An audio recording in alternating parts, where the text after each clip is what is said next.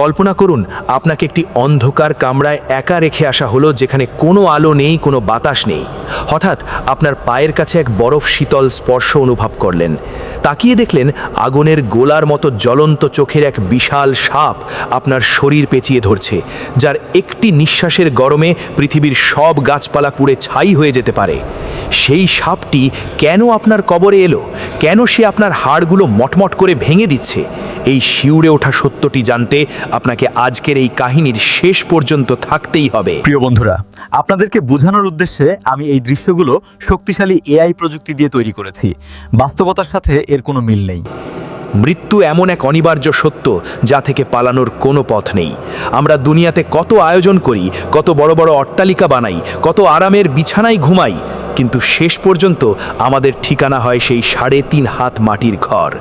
কবরের এই ঘুটঘুটে অন্ধকারে যখন আপনি একা শুয়ে থাকবেন, তখন আপনার চোখ মেলেও কিচ্ছু দেখতে পাবেন না। হাত পা নাড়ানোর এতটুকু জায়গা নেই। ডানে মাটি, বামে মাটি, ওপরেও মাটি। ঠিক তখনই এই নিঃশ্বাস বন্ধ করা অন্ধকারের ভেতর থেকে আপনার পায়ের কাছ থেকে খসখস করে কি যেন একটা নড়ে উঠবে। বরফের মতো ঠান্ডা অথচ নিঃশ্বাসে আগুনের মতো গরম বিশাল একটা সাপ আপনার পা পেঁচিয়ে ধীরে ধীরে ওপরের দিকে উঠতে থাকবে। সাপটার মাথায় কোনো চামড়া নেই। বিষের জ্বালায় মাথার সব চামড়া গলে টাক পড়ে গেছে। চোখ দুটো আগুনের গোলার মতো জ্বলছে। বেনামাজির কবরে আসা এই ভয়ঙ্কর সাপের নাম হলো সুজাউল আকরা। 3.5 হাতের এই মাটির ঘরে যেখানে পালানোর কোনো রাস্তা নেই, সেখানে এই ভয়ঙ্কর সাপ যখন ফনা তুলে আপনার মুখের সামনে দাঁড়াবে, তখন কে বাঁচাবে আপনাকে? একটু ভাবুন তো, দুনিয়াতে থাকতে এই শরীরটার আমরা কত যত্ন নিতাম।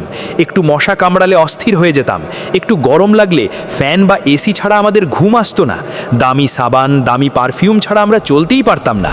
অথচ আজ এই অন্ধকার কবরে সেই সাধের শরীরটার ওপর চেপে বসেছে এমন এক ভয়ঙ্কর সাপ, যার একটি নিঃশ্বাসের আগুনে দুনিয়ার সব গাছপালা পুড়ে ছাই হয়ে যেতে পারে। বেনামাজি মানুষটা কবরে ভয়ে থরথর করে কাঁপতে থাকবে। তার মনে হবে ভয়ে কলিজাটা ফেটে যাচ্ছে। সে পেছনের দিকে পালাতে চাইবে, কিন্তু কোথায় পালাবে? চারদিকে তো শুধু শক্ত মাটি। সাপটা তার জ্বলন্ত চোখ দুটো দিয়ে মানুষটার দিকে তাকিয়ে থাকবে। সাপের মুখ থেকে বেরোনো আগুনের তাপে মানুষটার মুখের চামড়া যেন ঝলসে যেতে থাকবে। মানুষটা তখন কাঁপা কাঁপা কণ্ঠে চরম অসহায় হয়ে কাঁদতে কাঁদতে সাপটিকে জিজ্ঞাসা করবে, কে তুই? কি চাস তুই আমার কাছে? আমি তো দুনিয়াতে কাউকে খুন করিনি, কারো সম্পদ লুটে নেইনি, তবে কেন এই কবরের অন্ধকারে তুই আমাকে এমন ভয়ঙ্কর আযাব দিতে এসেছিস? তখন সেই ভয়ঙ্কর সাপ সুজাউল আকরা দুনিয়ার সাপের মতো শুধু হিস হিস শব্দ করবে না, সে একদম মানুষের ভাষায় কথা বলে উঠবে। কবরের সেই অন্ধকার গর্তে সাপের সেই ভারী কণ্ঠ গুম গুম করে বাজতে থাকবে। সে বলবে, আমাকে চিনতে পারছিস না? আমি তো তোরই আমল। আমি তোর সেই ফজর নামাজ, যখন মসজিদে আজান হতো আর তুই নরম বিছানায় ঘুমিয়ে থাকতি। আমি তোর সেই জোহর, যা তুই কাজের বাহানায় ছেড়ে দিয়েছিস। আমি তোর আসর, আমি তোর মাগরিব, আমি তোর এশা।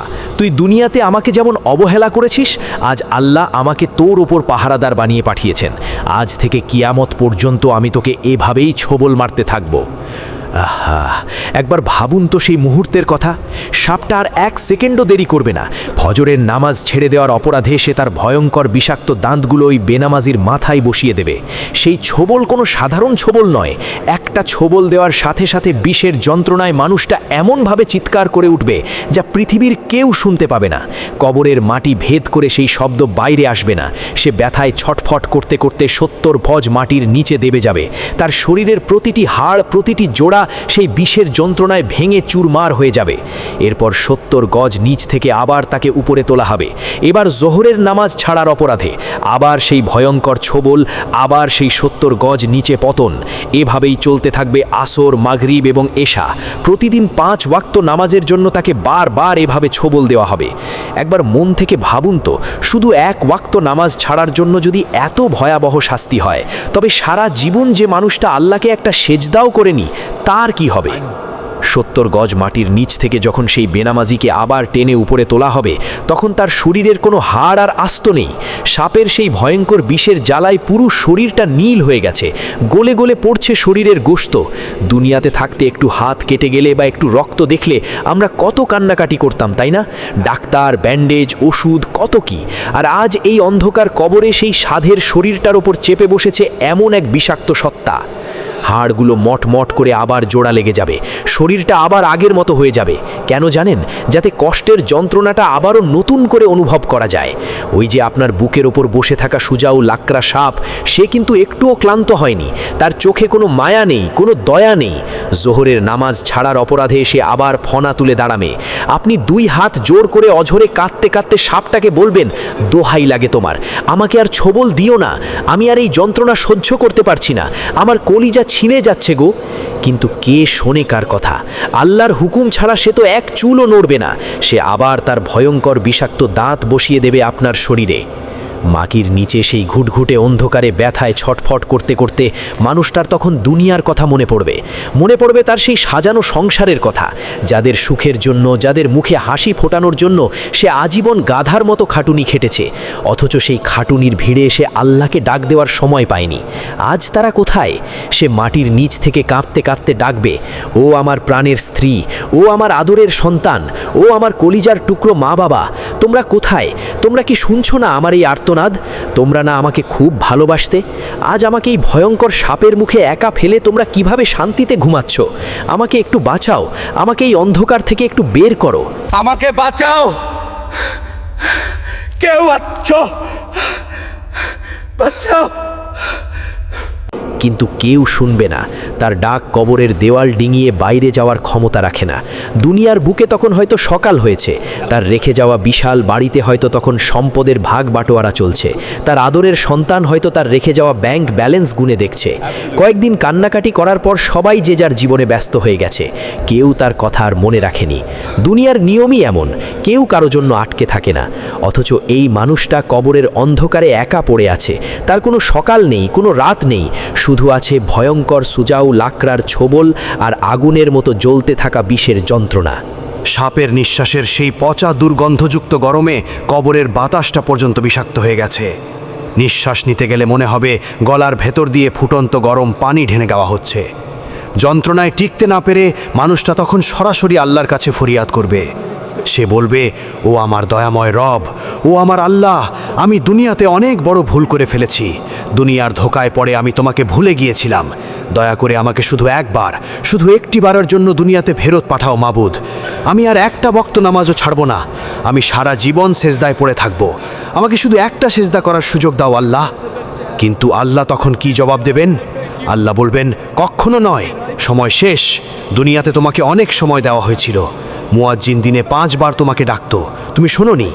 আজ আর ফিরে যাওয়ার কোনো সুযোগ নেই। মানুষটা তখন বুঝতে পারবে এই আযাব শুধু 1 দিন বা 2 দিনের নয়, 1 বছর বা 100 বছরেরও নয়। এই আযাব চলবে একেবারে কিয়ামতের দিন পর্যন্ত। সিংগায় ফু দেওয়ার আগ পর্যন্ত এই ভয়ঙ্কর সাপের কামড় তাকে 1 মুহূর্তের জন্য শান্তিতে থাকতে দেবে না। একবার চোখ বন্ধ করে ভাবুন তো, অনন্তকাল ধরে এই ভয়ঙ্কর সাপের কামড় খাওয়া, অনন্তকাল ধরে এই অন্ধকার কবরে একা পড়ে থাকা। আমরা কি পারবো এই কষ্ট সহ্য করতে? আমাদের এই নরম শরীরটা কি পারবে সুজাউল আকরার সেই আগুনের ছোবল নিতে? উপরের পৃথিবীতে সময় আপন গতিতে বয়ে যাচ্ছে। দিন যাচ্ছে, রাত আসছে, বছর ঘুরে যুগ পার হয়ে যাচ্ছে।